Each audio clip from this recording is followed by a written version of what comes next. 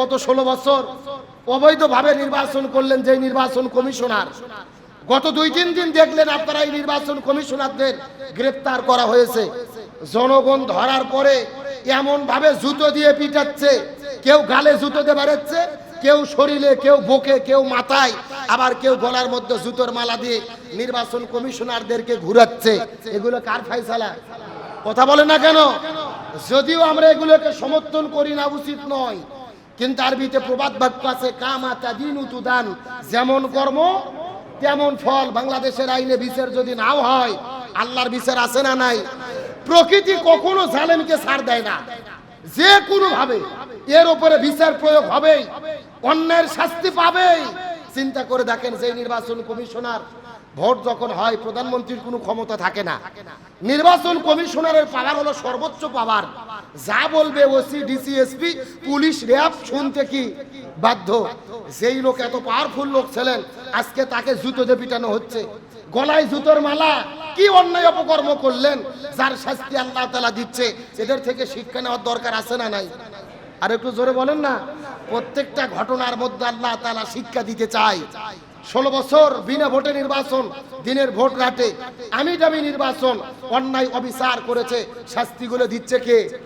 কিন্তু এগুলো কি আসল ভেলেন নাকি আসল ভেলেন স্বৈরাচার হাসিনা? ওর কথা মতোই তো এরা অন্যায় অপকর্ম করেছে।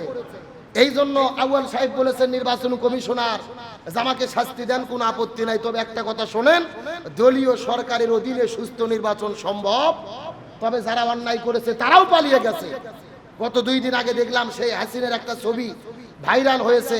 ছবি দেখে মনে হচ্ছে একদম শুটকি বুড়ি, 100 বছর বয়স পার হয়ে গেছে, গাল টাল ডাবানে আপনার একটা যুবকের সঙ্গে সেলফি তুলেছে ভারতে। ক্ষমতায় থাকলে শরীর কত নাদুস নুদুস থাকে, চেহারা ভালো থাকে, ক্ষমতার চেয়ার হারিয়ে গেলে সম্মানও যায়, মর্যাদাও যায়, স্বাস্থ্যও নষ্ট হয়ে যায়। কথা কন না গা?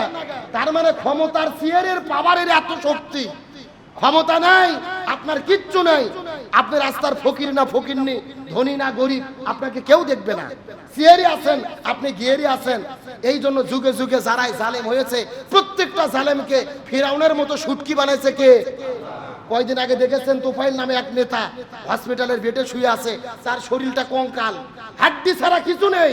যুগে যুগে আলেমদের বিরুদ্ধে যারাই দাঁড়ায়, তাদেরকে অন্যায় অপকর্মর কারণে অপদস্থ কে করেন?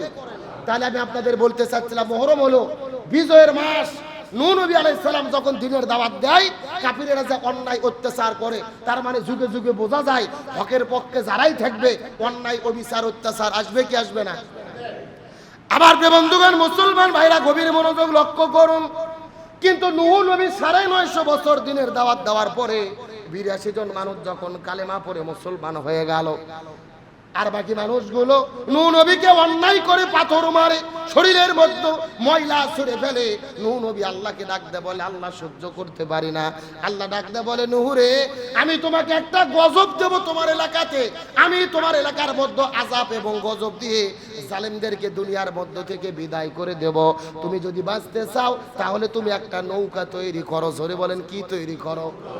একটা নৌকা তৈরি করো, কিস্তি তৈরি করো। হযরত নূহ আলাইহিস সালাম একটা নৌকা বানাইলেন, নৌকা বানানো শুরু করলেন। নৌকা বানানোর কিছুক্ষণ পরে লক্ষ্য করে দেখা গেল একটা বৃদ্ধ মহিলা নূহ নবীর কাছে আসার পরে ডাকতে বলে, নূহ রে, এই মরুভূমির ভেতরে তুমি কেন নৌকা বানাইতেছো তার কারণ জানতে চায়। নূহ নবী ডাকতে বলে, বুড়ি মা, এই নৌকা বানানোর কারণ হলো আল্লাহ তাআলা বন্যা নামক একটা গজব দান করবেন, যেই গজবে পুরো পৃথিবী ডুবে যাবে, একমাত্র পৃথিবী বেঁচে থাকবে তারা, নৌকার ভেতরে উঠবে যারা। বৃদ্ধ মহিলা ডাকতে বলে, নূহ রে, আমিও নৌকার মধ্যে উঠতে চাই।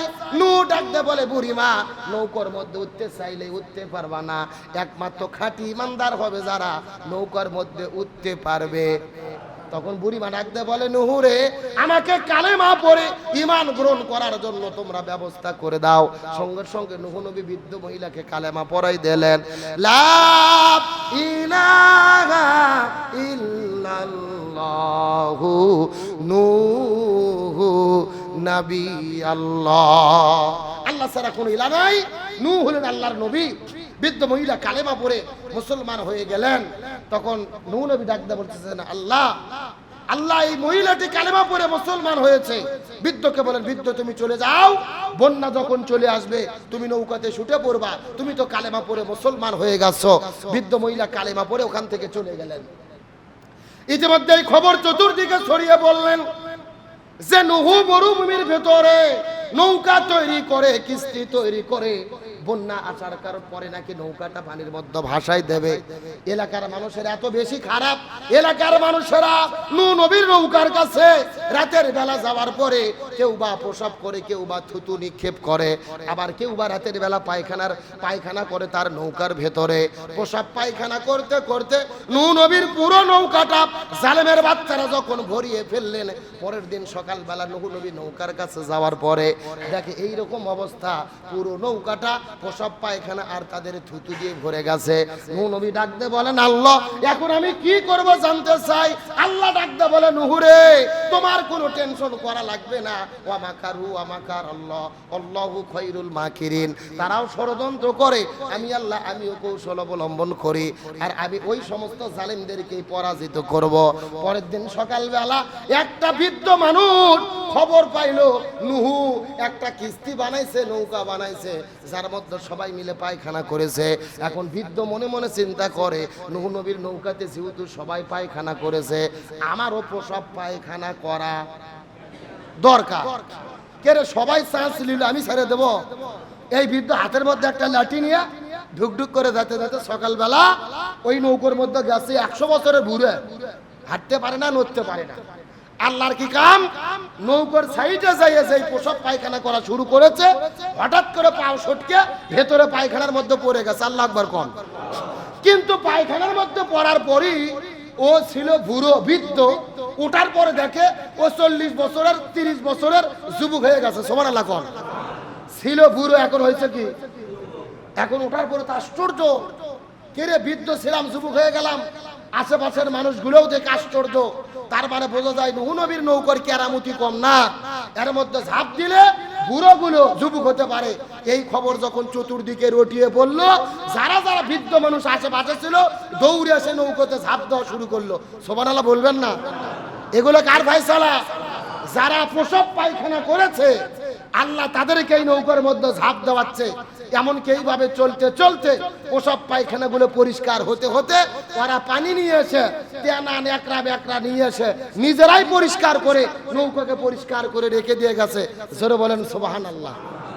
এগুলো কার ফায়সালা? এ জোরে বলেন কার খেলা? এই জন্য আলেমদের বিরুদ্ধে লাগেন না, নবী রাসূলের বিরুদ্ধে লাগেন না। নবী রাসূল আলেমদের বিরুদ্ধে লাগলে কে কষ্ট পায়? আরো জোরে বলেন। কিন্তু আলেমদের বিরুদ্ধে বুঝে না বুঝে, ইমামদের বিরুদ্ধে, খতিবদের বিরুদ্ধে লাগে, এইরকম লোক আছে না নাই? হিংসার বশবর্তী হয়ে কে কোন ফতোয়া দেয় তার ঠিক নাই।